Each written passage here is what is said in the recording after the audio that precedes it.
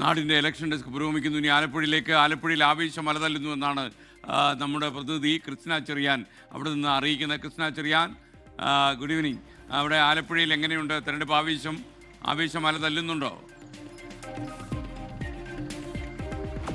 Very good morning, good evening SKN. എപ്പോഴും good morning പറഞ്ഞ് good morning ആയപ്പോഴാണ്. അപ്പോൾ ആലപ്പുഴ കിഴക്കിന്റെ വെനീസ്, ആലപ്പുഴ ജില്ലയെന്ന് പറയുമ്പോൾ ഇവിടെ 9 മണ്ഡലങ്ങളാണുള്ളത്. കഴിഞ്ഞ തെരഞ്ഞെടുപ്പിൽ 8 മണ്ഡലങ്ങളും LDF തൂത്തുവാരിയ ഒരു മണ്ഡലമാണ്. അപ്പോൾ ഒരു ചുവപ്പൻ പ്രഭാവമുള്ള മണ്ഡലമാണ്. പക്ഷേ 1990കളിലേക്ക് നമ്മൾ തിരിച്ചു പോയി കഴിഞ്ഞാൽ ഇത് KCയുടെ മണ്ഡലമായിരുന്നു. ആ KCയിൽ നിന്ന് തോമസ് ഐസക് ഇത് പിടിച്ചെടുക്കുന്നു. അതിനുശേഷം PP ചിത്തരഞ്ജൻ ഒരു പുതുമുഖ സ്ഥാനാർത്ഥിയായി, വർഷങ്ങളായി രാഷ്ട്രീയ പ്രവർത്തനത്തിൽ ഉണ്ടെങ്കിൽ പോലും അദ്ദേഹം ഒരു പുതുമുഖ സ്ഥാനാർത്ഥിയായി വരുന്നു. അദ്ദേഹം ആലപ്പുഴ പിടിച്ചെടുക്കുന്നു.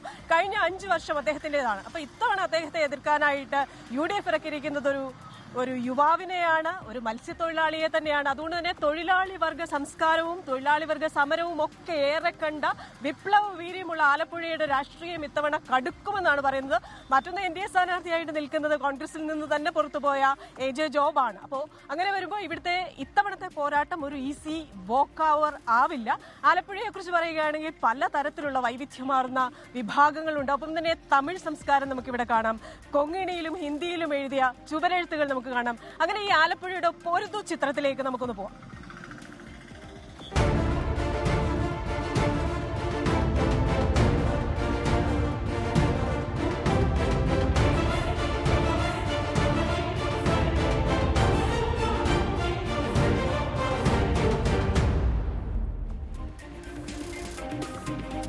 അപ്പോൾ ആലപ്പുഴയുടെ ഒരു സമഗ്ര ചിത്രം നോക്കാൻ എന്നെക്കാളിൽ കുറച്ചുകൂടി ആലപ്പുഴയെ തൊട്ടറിഞ്ഞ ഗ്രൗണ്ട് സീറോയിൽ നിന്ന് റിപ്പോർട്ട് ചെയ്ത അശ്വിൻ പാലാഴിയുണ്ട്. Ashwin, good evening. അശ്വിൻ കുറേ ദിവസങ്ങളായി ഇവിടെ റിപ്പോർട്ട് ചെയ്യുന്നുണ്ട്. ആലപ്പുഴയിൽ ഫാക്ടേഴ്സ് ആവാൻ പോകുന്ന ഘടകങ്ങൾ എന്തൊക്കെയാണ്? പ്രധാനമായിട്ടും വലിയൊരു രാഷ്ട്രീയ പോരാട്ടം ഇത്തവണ ആലപ്പുഴയിൽ ഉണ്ടാകും എന്നുള്ളതാണ്. PP ചിത്തരഞ്ജനെ സംബന്ധിച്ച് CPM-ന്റെ സമുന്നതനായ നേതാവാണ്. ആലപ്പുഴയിൽ വർഷങ്ങളെ പ്രതികരിക്കുന്ന ആളാണ്. പല ജനസഭകളിലൊക്കെ, അതായത് പഞ്ചായത്ത് തെരഞ്ഞെടുപ്പ് മുതൽ സജീവമായി നിന്ന ആളാണ്. ഒപ്പം SFIയിലൂടെ അടക്കം മുന്നോട്ട് വന്ന ആളാണ്. മറുചേരിയിൽ ഇത്തവണ നിൽക്കുന്നത് PP ചിത്തരഞ്ജനെ സംബന്ധിച്ച് ആദ്യഘട്ടത്തിൽ വെല്ലുവിളിയില്ലാത്ത ഒരു സ്ഥാനാർത്ഥിയാണ്. ഒരു KSU നേതാവ് എന്നതിനപ്പുറത്തേക്ക് PP ചിത്തരഞ്ജനോ ഇടത് ക്യാമ്പുകളോ ഒന്നും മറുചേരിയിലെ UDF സ്ഥാനാർത്ഥി AD തോമസിനെ പരിഗണിച്ചിരുന്നില്ല. പക്ഷേ പ്രചരണം മുന്നോട്ട് പോകും തോറും ഇടത് കോട്ടകളിലൊരു ഭയമുണ്ടാക്കാൻ AD തോമസിന് കഴിഞ്ഞിട്ടുണ്ട്. അത് വെറുതെയല്ല. AD തോമസ് KSUവിന്റെ ജില്ലാ പ്രസിഡന്റാണ്. മത്സ്യത്തൊഴിലാളി കുടുംബത്തിൽ നിന്നുള്ള വ്യക്തിയാണ്. മീൻ പിടിക്കാൻ പോകുന്ന ആളാണ്.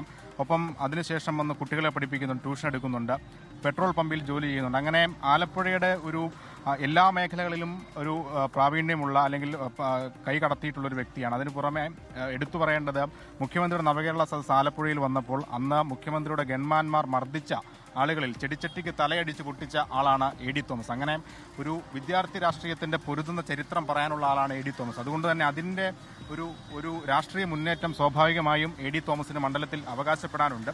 ആ ഒരു ചരിത്രം അല്ലെങ്കിൽ ആ ഒരു പശ്ചാത്തലം സ്വാഭാവികമായും CPM-ന് വെല്ലുവിളിയാണ്. മറുസൈഡിലേക്ക് പോന്നാൽ MJ ജോബാണ് സ്ഥാനാർത്ഥി. കോൺഗ്രസിന്റെ സജീവമായ നേതാവായിരുന്നു, സമുന്നതനായ നേതാവായിരുന്നു.